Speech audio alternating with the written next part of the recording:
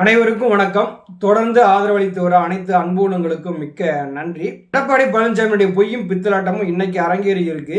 எடப்பாடி பழனிசாமி மீது பார்த்தீங்கன்னா செல்போன் தாக்குதல்லாம் நடந்திருக்கு. அதை பற்றி தான் நம்ம பார்க்க போகிறோம். எடப்பாடி பழனிசாமிக்கு வலதுகரமாக செயல்பட்டக்கூடிய ஐடிவின்னு சொல்லி யாருன்னு பார்த்தீங்கன்னா சவுக்கு சங்கர். சவுக்கு சங்கருக்கு தேவையான உதவிகளை எடப்பாடி பழனிசாமி தான் செய்து கொடுக்காங்கிறதா ஒரு தகவலும் இருக்குது. இப்போ சவுக்கு சங்கர் தமிழக காவல்துறையை ஒரு அவமரியாதையாக அவதூறாக பேசுகிறாரு. தமிழக அரசு அவர் மீது கைது நடவடிக்கை ஏற்படுது. சிறையில் கொண்டு அடைக்கிறாங்க. சிறையில் அடைச்ச உடனே எடப்பாடி பழனிசாமி என்ன செய்கிறாரு? அவர் போகிற இடங்கள்லாம் சவுக்கு சங்கருக்கு ஆதரவாகவே இது செய்தியாளர் சந்திப்பு நடத்துகிறாரு. எப்படி நீங்கள் சவுக்கு சங்கரை நீங்கள் கைது பண்ண போச்சு அப்படின்னு பேசுகிறாரு. சவுக்கு சங்கர் வெளியில வந்த உடனே எடப்பாடி பழனிசாமி என்ன நினைக்காரு? ஐடிவிங்க பலப்படுத்தணும்னு நினைக்காரு. உடனே ஒரு மீட்டிங்க்கு அரேஞ்ச் பண்றாரு. அதிமுகவுடைய தலைமை கழகத்தில் அந்த மீட்டிங் நடக்குது. எடப்பாடி பழனிசாமி இருந்து உள்ள போறார். போன உடனே தான் அந்த சம்பவம் நடக்குது. ஐடிவிங் சார்பாக ஒரு ஃப்ளெக்ஸ் வச்சிருப்பாங்க போல. அதை ஓப்பன் பண்ணி எடப்பாடி பழனிசாமி பார்க்குறார். என்ன இருக்கு, நம்ம பேரை வச்சிருக்காங்களா வைக்கலையா, இல்லை நம்மளையே தூக்கிட்டாங்களா அப்படிங்கிற மாதிரி ஒரு எண்ணம் இருக்கும் இல்லையா? அவரை பொறுத்தளவில் இருக்கும். அதை ஓப்பன் பண்ணுறாரு. ஓப்பன் பண்ண உடனேயே எங்கிருந்தோ ஒரு செல்ஃபோன் அவன் மீது விழுது. எங்கே விழுது? இந்த இடத்துல விழுகுது. அப்போ அந்த செல்ஃபோன் எடப்பாடி பழனிசாமி மீது விழ வேண்டிய அவசியம் என்ன? அப்போ எடப்பாடி பழனிசாமியை பிடிக்காத நிர்வாகிகள் தானே எரிஞ்சிருக்கிறோம். நம்ம யாரும் எங்கிருந்தோ எரிய வேண்டிய அவசியம் இங்கே வந்திருக்காது இல்லையா? அதை ஒரு வீடியோவாக எடுத்து ஒரு சில ஊடகங்கள் வெளியிடுறாங்க. சமூக வலைதளங்களில் மிகப்பெரிய அளவில் பேசும் பொருளாக மாறுது. எடப்பாடி பழனிசாமி உள்ளே போய் பேசுகிறார். கட்சியில் முதுமையாகி இறந்து போனவர்களுடைய எண்ணிக்கை அதிகமாக இருக்கு. கிட்டத்தட்ட ஒரு 10 to 15% வாக்கு சரிவு ஏற்படுது. இதையெல்லாம் நம்ம ஈடுகட்டணும் அப்படின்னு சொல்லி ஐடிவி மீட்டிங்கில் பேசுகிறார். இங்கே தான் அவருடைய அந்த பித்தலாட்ட வேலைகளை ஆரம்பிக்கிறார். நேற்று செய்தியாளர் சந்திப்பில் என்ன சொன்னார்? 2019 விட 2024 பாராளுமன்ற தேர்தலில் நாங்கள் 1% வாக்கு அதிகம் வாங்கியிருக்குன்னு சொல்கிறார். ஆனால் ஐடிவி மீட்டிங்கு உள்ளே என்ன பேசுகிறாரு? கழகத்தினுடைய மூத்த முன்னோடிகள் முதுமையடைந்து இறந்து போனவர்களால் கிட்டத்தட்ட 10 to 15% வாக்குகள் சரிவு ஏற்பட்டிருக்குன்னு பேசியிருக்கிறதாகவும் சொல்கிறாங்க. அப்போ இதுக்குமான வித்தியாசத்தை நீங்கள் பார்க்கணும் இல்லையா?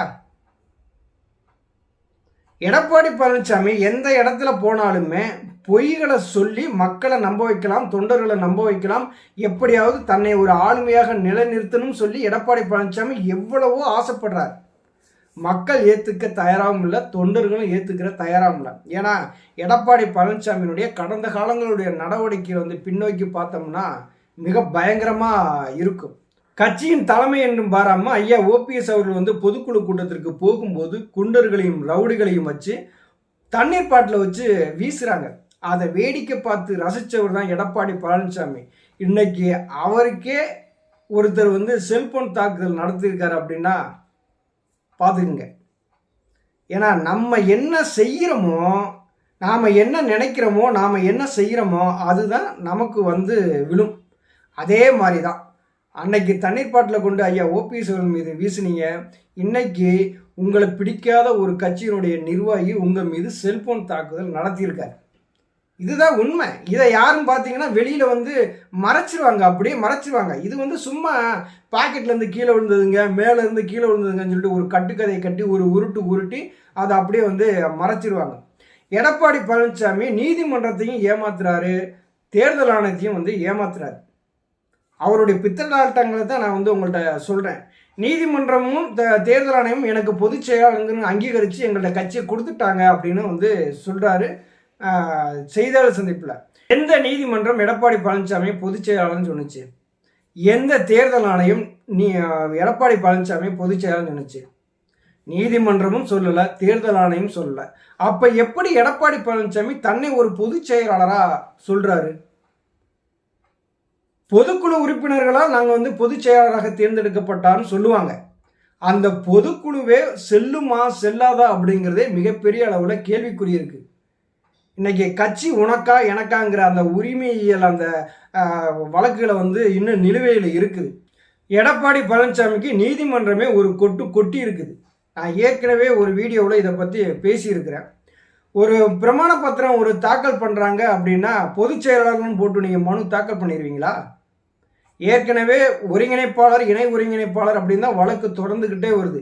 திடீர்னு போய் பொதுச் செயலாளர் போட்டால் நீதிமன்றம் என்ன சொன்னாங்க, என்னங்க நீங்கள் பொதுச் செயலாளர் நீங்கள் போட்டிருக்கீங்க, அதில் இணை ஒருங்கிணைப்பாளர் தானே இருக்குது அப்படின்னு சொன்னோன்னே, ஐயா என்னை மன்னிச்சிருங்க அப்படின்னு சொல்லி ஒரு மன்னிப்பு கேட்டு இணை ஒருங்கிணைப்பாளர் எடப்பாடி பழனிசாமி சொல்லி தான் அந்த மனுவே தாக்கல் பண்ணுறாரு. அப்போ நீதிமன்றத்தை எந்த அளவுக்கு எடப்பாடி பழனிசாமி ஏமாத்த நினச்சிருப்பாருன்னு பார்த்துங்களேன். இப்போ நீ தேர்தல் ஆணையத்துக்கு வாங்க. தேர்தல் ஆணையத்தில் எடப்பாடி பழனிசாமி உங்கள் அணியில் அதிகமாக ஆட்கள் இருக்கிறாங்க, செயற்குழு உறுப்பினர் பொதுக்குழு உறுப்பினர்கள் நிர்வாகிகள் இருக்காங்க அப்படின்னா நீங்கள் எடுக்கக்கூடிய முடிவுகளை எங்கள்கிட்ட கொடுக்குறீங்க. ஓகே, அதை நாங்கள் ஏற்றுக்கிறோம். ஆனால் எங்களுடைய வெப்சைட்டில் அதை நாங்கள் அப்லோட் பண்ணி வைப்போம், அவ்வளவுதான். மூல வழக்கு என்ன தீர்ப்பு சொல்லுதோ அதுக்கு எல்லாமே கட்டுப்பட்டது தான் அப்படின்னு சொல்லி தான் தேர்தல் ஆணையமும் சொல்கிறாங்க. போகிற இடங்கள் இல்லாமல் எடப்பாடி பழனிசாமி பொய்யும் புரட்டும் பித்தலாட்டம் எல்லாமே 4 பேரையும் நாங்கள் பொதுக்குழு கூடி கட்சியை விட்டு நீக்கிட்டோம் அப்படின்னு சொல்கிறார். அந்த பொதுக்குழுவே செல்லுமா செல்லாதாங்கிற கேள்விக்குறியில் இருக்கும்போது 4 பேரையும் கட்சி விட்டு நீக்கிட்டேன் அப்படின்னா இது எந்த வகையில் பொருந்தும்?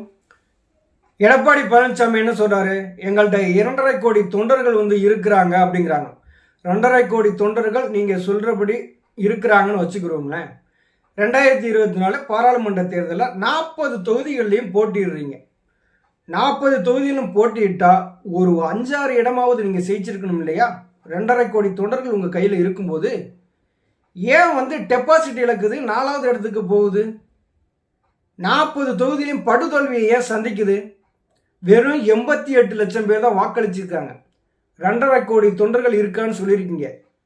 அப்போ அதுலேயும் ஒரு பித்தலாட்டம் பண்ணி மக்களை நம்ப வைக்கிறதுக்காக ஒவ்வொரு இடங்கள்லையும் ஒரு செய்தியாளர் சந்திப்பை நடத்தி எல்லா வேலையும் பார்க்குறாங்க. 2.5 கோடி தொண்டர்கள் இருக்குன்னு சொல்கிறீங்க, 40 பாராளுமன்ற தொகுதியிலையும் மிகப்பெரிய அளவில் தோல்வி சந்திக்கிறீங்க. அப்போ இது பொய் தானே, இது பித்தலாட்டம் தானே. இது மக்கள் தான் உணரணும், தொண்டர்களும் உணர்ந்து செயல்படணும். அதிமுக யார் பக்கம் இருக்குது, எடப்பாடி பழனிசாமி பக்கம் இருக்குதா, ஓபிஎஸ் பக்கம் இருக்குதா அப்படின்னா இன்னைக்கு யார் பக்கமுமே அதிமுக கிடையாது. எடப்பாடி பழனிசாமி பக்கமும் கிடையாது, ஐயா ஓபிஎஸ் அவர்களுடைய பக்கமும் கிடையாது. நீதிமன்றத்தினுடைய தீர்ப்பு எப்போ வருதோ அப்போ தான் அதிமுக இவர்கள் பக்கம் இருக்குன்னு சொல்லி உறுதியாக சொல்ல முடியும். இப்போ எடப்பாடி பழனிசாமி ஒவ்வொரு இடங்களையும் தொண்டர்களையும் பொதுமக்களையும் நம்ப வைக்கிறதுக்காக அவர் எடுக்கக்கூடிய முயற்சிகள் எல்லாமே மிகப்பெரிய அளவில் தோல்வி தான் சந்திச்சிருக்கார். ஏன்னா தொண்டர்கள் நம்ப தயாராக இருக்கணும்ல. தொண்டர்கள் எடப்பாடி பழனிசாமி தலைமையை நம்பியிருந்தாங்க அப்படின்னா கண்டிப்பாக 40 பாராளுமன்ற தொகுதியிலையும் ஒரு 10 தொகுதியாவது வெற்றி பெற்றிருக்கணும். தொண்டர்கள் எடப்பாடி பழனிசாமி நம்ப தயாராக இல்லை, அதனால 40 பாராளுமன்ற தொகுதியிலையும் தோல்வியை சந்திச்சார். எடப்பாடி பழனிசாமி என்ன சொன்னாரு, இரட்டலைக்கு எதிராக ஓபிஎஸ் ராமநாதபுரம் பாராளுமன்ற தொகுதியில் போட்டியிட்டாரு, அவரை எப்படி நாங்கள் கட்சிக்குள்ள இணைக்கிறது அப்படின்னு சொல்லி பேசினார்ல. அந்த ஓபிஎஸ்க்கு எதிராக 5 ஓபிஎஸ்ஸை ஏன் நிப்பாட்டினாருன்னு சொல்லிவிட்டு அவருக்கு தெரியும். ஓபிஎஸ்ஸை தோக்கடிக்கிறதுக்காக அந்த 5 ஓபிஎஸ்ஸை கொண்டாந்து அந்த களத்தில் நிப்பாட்டினாரு. டெபாசிட் இழந்தது யாரு, ஓபிஎஸ்ஸா இரட்டை இலையா? இரட்டை இலையை ராமநாதபுரம் பாராளுமன்ற தொகுதியில் டெபாசிட் இழக்க வச்சதே எடப்பாடி பழனிசாமி தான். அப்போ ஐயா ஓபிஎஸ் அவர்கள் மீது பழியை போடலாமா? உங்கள் தலைமையை தொண்டர்கள் ஏற்றிருந்தாங்க அப்படின்னா ராமநாதபுரம் பாராளுமன்ற தொகுதியில் இரட்டை இலை டெபாசிட்டாக அதை வாங்கியிருக்கணும்ல, ஏன் வாங்க முடியலை? அப்போ எடப்பாடி பழனிசாமியை தொண்டர்கள் ஏற்றுக்கிறல, பொதுமக்கள் ஏற்றுக்கிறல. தொடர் தோல்வியை கொடுக்கக்கூடிய ஒரு தலைமையை எந்த தொண்டன் ஏற்றுப்பான், எந்த பொதுமக்கள் ஏற்றுக்குருவாங்க? கட்சிக்கு நான் தான் தலைமை, என்கிட்ட தான் கட்சி இருக்குது, கொடி இருக்குது, சின்னம் இருக்குது, எல்லாமே இருக்குன்னு வாயிலேயே பேசுகிற எடப்பாடி பழனிசாமி தொண்டர்களுடைய உரிமையை பறித்து தொண்டர்களுக்கு எந்த உரிமையும் கிடையாதுன்னு சொல்லிவிட்டு தொண்டர்களை நடு ரோட்டில் நிற்க வச்சு அவமானப்படுத்துறது எடப்பாடி பழனிசாமி தான், வேற யாருமே கிடையாது. புரட்சி தலைவர் எம்ஜிஆர் அவர்கள் தொண்டர்களுக்கு மரியாதையை கொடுத்தாரு, எடப்பாடி பழனிசாமி தொண்டர்களை அவமானப்படுத்தினார். இதுதான் இன்னைக்கு நடக்கிற அரசியல். தென் மாவட்டங்களில் நடக்கக்கூடிய ஒவ்வொரு ஆலோசனை கூட்டத்திலையும் ஆர்பி உதயகுமாரை முன்னாடி வச்சுக்கிட்டு பிரிந்து சென்றவர்கள் ஒருங்கிணைன்னு சொல்லி மேடையிலேயே பேசுகிறாங்க. அதை எடப்பாடி பழனிசாமிகிட்ட கேட்டால் என்ன சொல்கிறாரு, தீய சக்திகள் சொல்லி கொடுத்து இந்த மாதிரி ஒரு சிலர் பண்ணுறாங்க அப்படின்னாரு. அந்த இடத்துல ஆர்பி உதயகுமார் இருக்கார்ல, அது எடப்பாடிக்கு தெரியாதா? எடப்பாடி பழனிசாமி அதிமுகவுக்கு செய்த துரோகத்துக்கு ஒரு விலை இருக்குது. அந்த விலையை கொடுத்துருக்காங்க தொண்டர்கள். 40 தொகுதியிலையும் தோக்கடிச்சிருக்கிறாங்க. எடப்பாடி பழனிசாமி முகத்தை காய்ச்சி இரட்டை இலையை கொண்டு போய் எந்த தேர்தலில் நின்றாலும் வெற்றி என்பது கிடைக்கவே கிடைக்காது. புரட்சித் தலைவர் எம்ஜிஆர், புரட்சித் தலைவி அம்மா, இரட்டையில ஐயா ஓபிஎஸ், இந்த ஆர்டர் பிரகாரம் நீங்கள் கட்சியை நீங்கள் கொண்டு போனீங்க அப்படின்னா 2026 கண்டிப்பாக அம்மாவினுடைய ஆட்சி அமையும். நன்றி, வணக்கம்.